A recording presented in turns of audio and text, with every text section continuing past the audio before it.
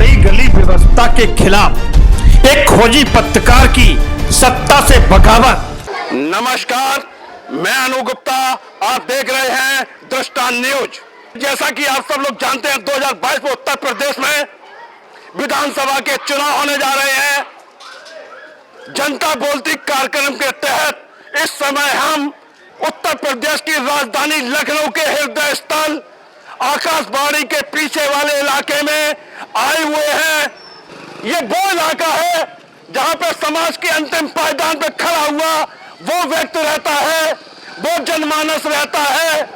यही वो लोग हैं जो मतदान के दिन सुबह के पहले घंटे में लाइन लगा के वोट करते हैं। हम इन लोगों से आज ये जनता बोलती है कार्यक्रम के तहत ये जानेंगे कि जिस तरह उत्तर प्रदेश की सरकार में मुख्यमंत्री योगी आदित्यनाथ विकास के मॉडल को स्थापित करने की बात कर रहे हैं और वो कह रहे हैं हमने जो जो योजनाएं चलाई हैं वो समाज के अंतिम पायदान के पे खड़े हुए व्यक्ति को उन सुविधा का लाभ मिला है। अब हम जानना चाहते हैं यहाँ के लोगों से क्या वास्तव में उनको ये सुविधाएं मिली हैं। हाँ भैया, दादा आपका शुभ नाम? लहीक अहमद। रहीक अहमद। लहीक अहमद जी, ये बताइए जैसे मुख्यमंत्री योगी आदित्यनाथ जी कह रहे हैं कि पिछले 5 साल में हमने विकास किया है, क्या आप इससे सहमत हैं? जी नहीं। क्यों सहमत नहीं है?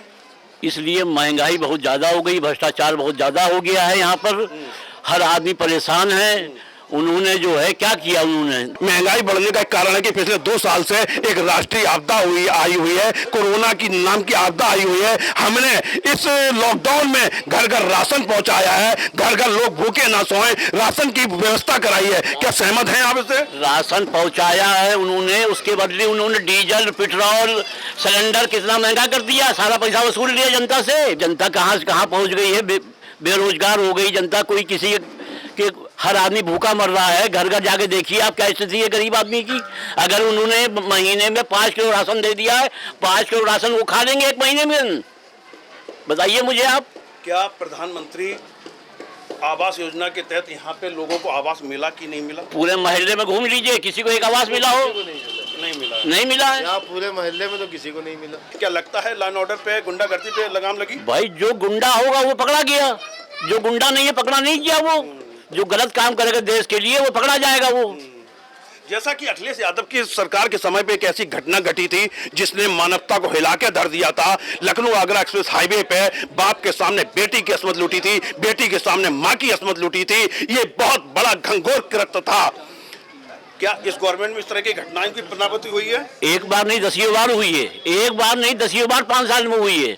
अभी जो हालात हुए, किसान मारे गए, उनका क्या आलम हुआ? उनका, उनके बच्चों से, उनकी माँ से, उनकी बीवी से पूछिए आप।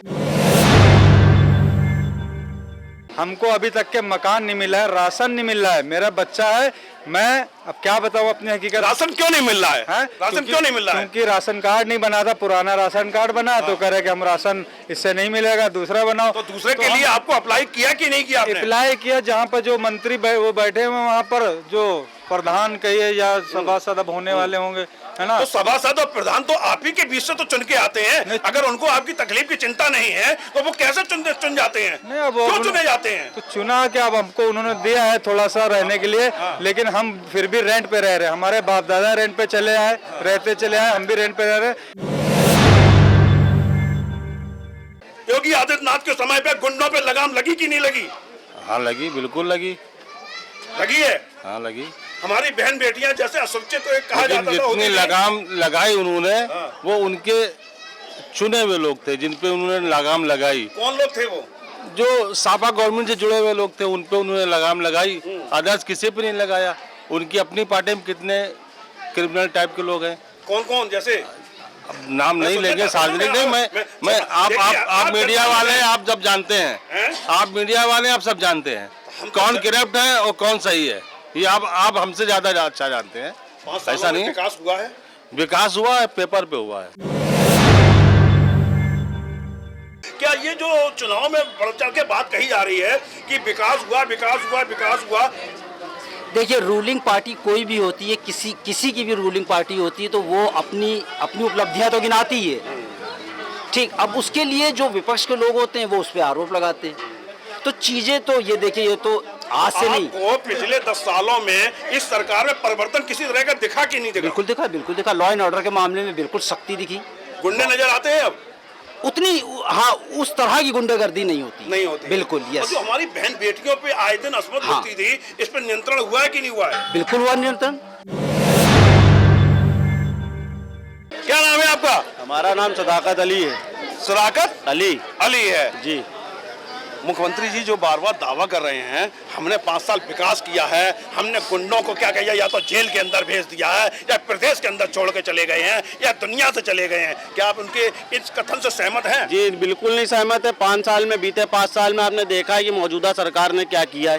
क्या किया है? वही तो बताना आपको चाह रहे हैं कि आपने खुद देखा है कि जो है क्या 5 साल में बीती सरकार ने किया है। सिर्फ जो है उनके अपने गुंडे हर जगह काम आए। कौन कौन है उनके गुंडे? अभी देखा हाथरस में इतना बड़ा कांड हुआ, बेटी के साथ क्या हुआ, रात में केरोसिन डाल करके बेटी जलाई गई है। मीडिया वहां तक कर नहीं पहुंची। मुख्यमंत्री क्या सो रहे थे क्या उस टाइम?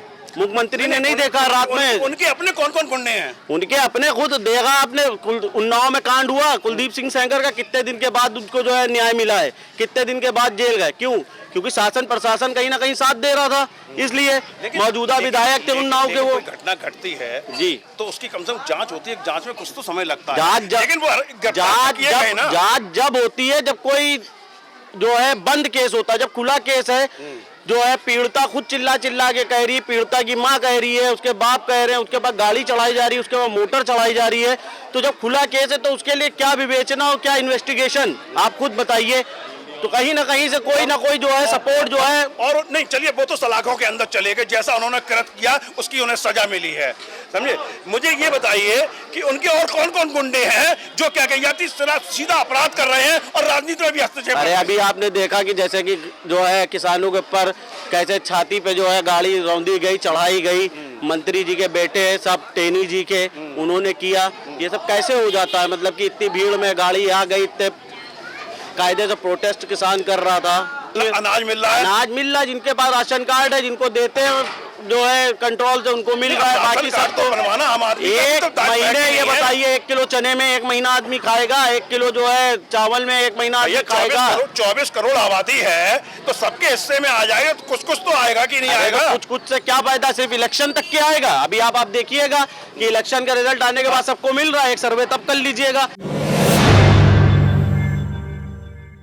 मुख्यमंत्री जी जिस दावे के साथ आज चुनाव में जा रहे हैं कि पिछले 5 साल में आपने गुंडों को या तो प्रदेश से बाहर कर दिया है, या गुंडे सलाखों के अंदर चले गए हैं, या गुंडे भगवान को प्यारे हो गए कर दिए गए हैं, लेकिन कुछ लोग यहाँ सहमत है कि हाँ गुंडागर्दी कम हुई है।